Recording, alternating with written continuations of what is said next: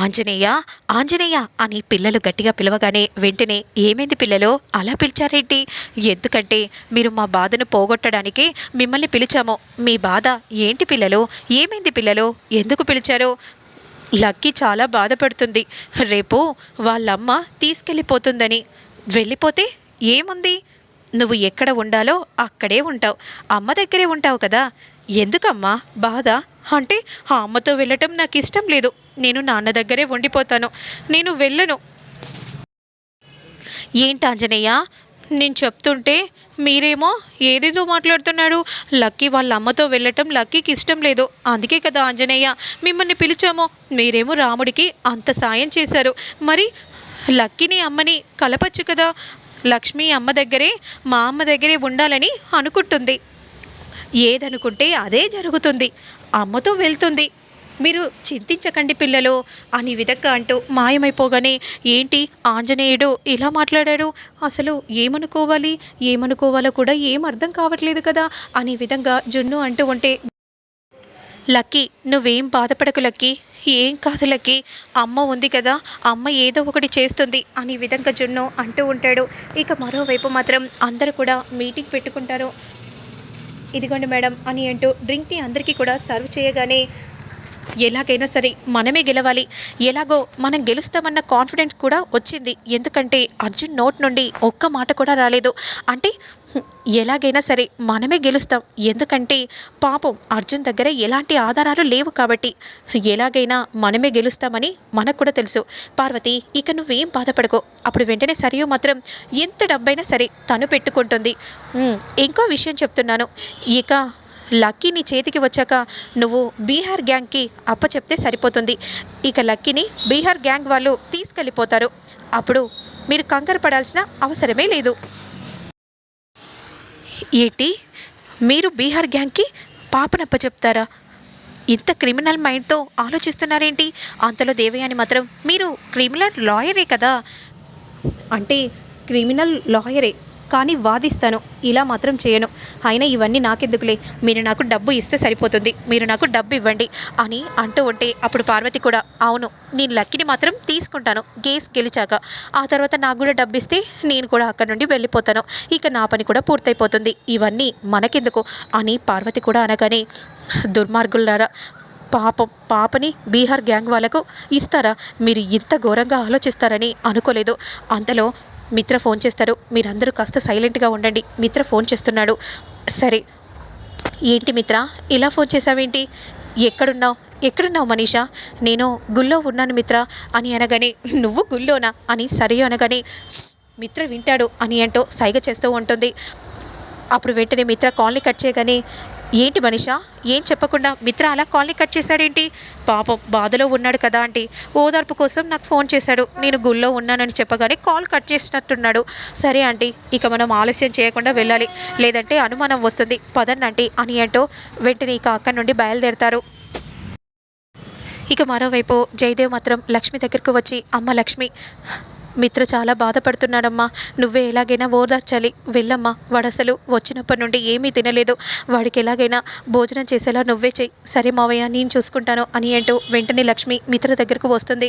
మిత్రగారు రండి మిత్రగారు, నాకు భోజనం చేయాలని లేదు లక్ష్మి, మీతో ఒక విషయం చెప్తాను, నేను కూడా భోజనం చేయలేదు, కలిసి భోజనం చేస్తూ మాట్లాడుకుందాం రండి మిత్రగారు అని అనగానే, వెంటనే మిత్ర లక్ష్మి అనగానే వెంటనే డైనింగ్ టేబుల్ దగ్గర కూర్చుంటాడు. లక్ష్మి వెంటనే వడ్డిస్తూ ఉంటుంది. ఏంటి లక్ష్మి నువ్వు నాతో ఏదో చెప్పాలని అనుకున్నావు కదా, ఏంటా విషయం? మిత్రగారు మీరేం కంగారు పడకండి, రేపు ఎలాగైనా సరే కేసు మనమే గెలుస్తాం. ఎందుకంటే ఒక విషయం మీ దగ్గర ఇప్పుడు నేను చెప్పలేను, కానీ ఆ ఒక్క విషయం అర్జున్ గారు బయట పెడితే ఖచ్చితంగా మనమే గెలుస్తాము, మీరు ఆ నమ్మకం మీదే ఉంచండి అనే విధంగా అంటూ వాటర్ తేవడానికి అలా వెళ్తూ ఉండగా, లక్ష్మి నువ్వు కూడా భోజనం చేయలేదు కదా, నాతో కలిసి భోజనం చేయి లక్ష్మి, కూర్చో అని అనగానే, పర్లేదండి నువ్వు తినలేదు కదా కూర్చో అని అనగానే వెంటనే అలా ఇద్దరు కలిసి భోజనం చేస్తూ ఉండగా, అంత కాన్ఫిడెంట్గా ఎలా చెప్తున్నావు లక్ష్మి? నిజంగా మనమే గెలుస్తామా? మనమే గెలుస్తాం మిత్ర, నువ్వు అదే నమ్మకం మీద ఉండు అని విధంగా అంటూ ఉంటే, చూసావా చూసావా మనీషా, మనం రాకుండా ఉంటే ఆ లక్ష్మి చూడు మిత్రతో కలిసి ఎలా భోజనం చేస్తుందో, మనం ఇంకాస్త లేటుగా వస్తే ఇంకేం చేసి ఉండేవారు. చేయనివ్వండి ఆంటీ, పాపం ఈ ఒక్కరోజే కదా, ఆ తర్వాత లక్కీ దూరం అవుతుంది, లక్ష్మి దూరం అవుతుంది, ఆ తర్వాత ఇక ఎప్పుడు నేను మిత్రతోనే కదా కలిసి భోజనం చేసేది అని అంటూ ఉండగా, అంతలో మనీషాని చూసి, వచ్చావా మనీషా, నువ్వు కూడా మాతో కలిసి భోజనం చేయి.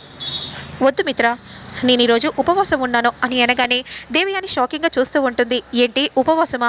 అవును మిత్ర, రేపు మనమే ఎలాగైనా కేసు గెలవాలని దేవుడికి దీపం పెట్టి ఉపవాసం ఉన్నాను అని అనగానే, అవునా సరే అని విధంగా అంటూ మిత్ర భోజనం చేస్తూ ఉంటే, మనం అంత చెప్పినా కూడా చూసావా మనీషా ఎలా భోజనం చేస్తున్నారో, అయినా నా మీద సింపతి అనేది ఉంటుంది కదా ఆంటీ, సింపతి క్రియేట్ చేయాలని అలా చేశాను, పర్లేదంటీ పదండి గుడ్ నైట్ అని అంటూ రూమ్లోకి వెళ్తూ ఉంటుంది మనీషా. ఇక మరోవైపు జడ్జి గారు వస్తారు. అప్పుడు వెంటనే లాయర్ ఇలా చెప్తూ ఉంటారు, సార్ మీకు నిన్న నేను ఒక పెద్ద ప్రూఫే మర్చిపోయాను సార్. ఈరోజు ఎలాగో కేసుని ఒక్కరోజు వాయిదా వేశారు కాబట్టి ఈరోజు మీకు సబ్మిట్ చేయాలని అనుకున్నాను. ఏంటవి అని జడ్జి అనగానే, DNA reports sir, DNA reports Parvathi Lucky match అయ్యాయి సార్, ఆ రిపోర్ట్సే మీకు సబ్మిట్ చేశాను, కావాలంటే మీరు చూడండి సార్, ఇంతకంటే ఇంకా గొప్ప సాక్ష్యం ఏముంటుంది చెప్పండి సార్ అని ఈ విధంగా అంటూ ఉంటే, అప్పుడు వెంటనే రిపోర్ట్స్ని చూస్తూ ఉంటాడు జడ్జి గారు. అవును Parvathi Lucky DNA reports match అవుతున్నాయి అని చెప్పగానే లక్ష్మి ఒక్కసారిగా షాక్ అయిపోతుంది. ఇక ఇప్పటికైనా మీరు తీర్పు ఇవ్వండి సార్, పార్వతికి కన్న కూతురు లక్కీ అని ఆలస్యం చేయకుండా తీర్పు ఇవ్వండి, ఒక్కరోజు వాయిదా చేసి ఆలస్యం చేస్తానని నేను అంటున్నాను అని విధంగా అనగానే, అప్పుడు వెంటనే ఐ అబ్జెక్షన్ యువర్ ఆనర్, నేను కూడా ఒకరోజు వాయిదా తీసుకుంది సాక్ష్యాధారాలు నిరూపణ చేయటానికే, కాబట్టి నేను చెప్పేది కూడా వినాల్సిందిగా కోరుచున్నాను, ప్రొసీడ్ అని అనగానే, అసలు లక్కీ ఏ హాస్పిటల్లో పుట్టింది? ప్రభుత్వ హాస్పిటల్లో పుట్టింది, కాబట్టి అక్కడి నుండే రావాలి, డిఎన్ఏ రిపోర్ట్స్ మ్యాచ్ అయ్యాయని కాదు సార్, ఇప్పుడు నేను చెప్పే రిపోర్ట్స్ మీ అందరికీ అర్థమవుతాయి. ఒక్కసారి సుశీలాని పిలిపిస్తే తనని క్రాస్ ఎగ్జామినేషన్ చేయదలుచుకున్నాను. సుశీల అని పిలవగానే వెంటనే సుశీల వస్తుంది. పార్వతి ప్రభుత్వ హాస్పిటల్లో పుట్టిందని మీరంటున్నారు, కానీ అప్పుడు ఇంకెవరైనా అదే సమయంలో జన్మనిచ్చిన తల్లి ఇంకెవరైనా ఉన్నారా అని విధంగా అంటూ ఉంటే, అప్పుడు వెంటనే పార్వతి చాలా కంగారు పడిపోతూ ఉంటుంది. అంటే ఆ సమయంలో ఇంకొకరు కూడా ఒక బిడ్డకు జన్మనిచ్చారు, అవునా, మరి తనెవరు, తన పేరేంటి? ఐ అబ్జెక్షన్ యువర్ ఆనర్ అని విధంగా మరొక లాయర్ అనగానే, అప్పుడు వెంటనే మీరు చెప్పండి సుశీల గారు అని అనగానే, అప్పుడు వెంటనే అదిగో అక్కడ కూర్చున్న లక్ష్మి గారే అనే విధంగా డాక్టర్ చెప్పగానే, మిత్ర ఒక్కసారిగా లక్ష్మి వైపు అలానే షాకింగ్గా చూస్తూ ఉంటాడు. మరి ఆ తర్వాత ఏం జరుగుతుందనే మళ్ళీ నేను నెక్స్ట్ వీడియోలో అప్లోడ్ చేస్తాను.